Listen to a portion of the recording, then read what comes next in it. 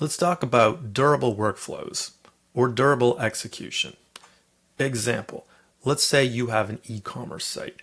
When a customer buys something, you need to do 4 things. You need to validate the order, you got to charge the payment, you got to reserve inventory, and you need to send a confirmation.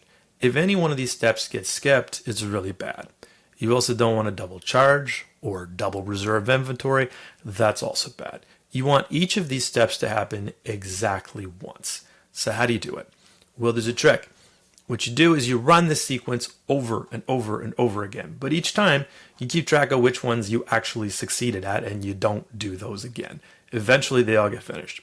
So in the Tasks SDK, we have something called checkpointing. And this is basically what it does. Each time you run this thing, you can say, hey, this step was finished and don't do it again next time.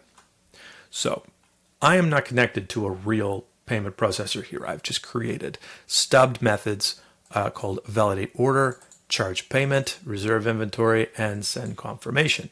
And if you read them, you can see I'm just logging out a message that says I'm trying to do this. But I've also built in a little bomb. Inside of reserve inventory, I'm going to fail the first 2 times this is run.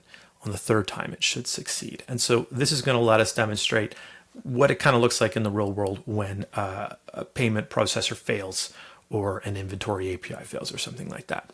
All right, let's run this thing. As it runs, you see the log streaming in.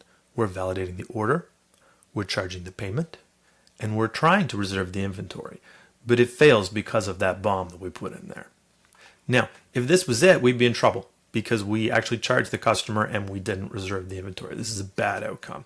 So how do we get around that? We go to Edit, Settings, and we turn on Auto Retry. And this is going to try up to 2 more times, and it's going to wait 10 seconds between each try. All right, let's run it with the retry. Okay, we see order validation, charge payment. Oh, what happened? Well, we know it failed. It immediately bumped us to attempt 2. We can go back and see attempt 1, but it's going to sit here in attempt 2 for 10 seconds, the back off time, and then it's going to run again. This time, you can see, it failed very quickly again, but you can see that the validate order was skipped and the charge payment was skipped. Again, it failed on the reserve inventory. However, the 3rd attempt, when it runs, succeeds.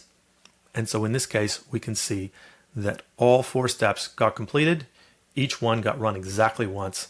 That's precisely the outcome we want, and that's what lets us sleep at night because we know that this thing is going to succeed when it runs, even in the background when no one's watching.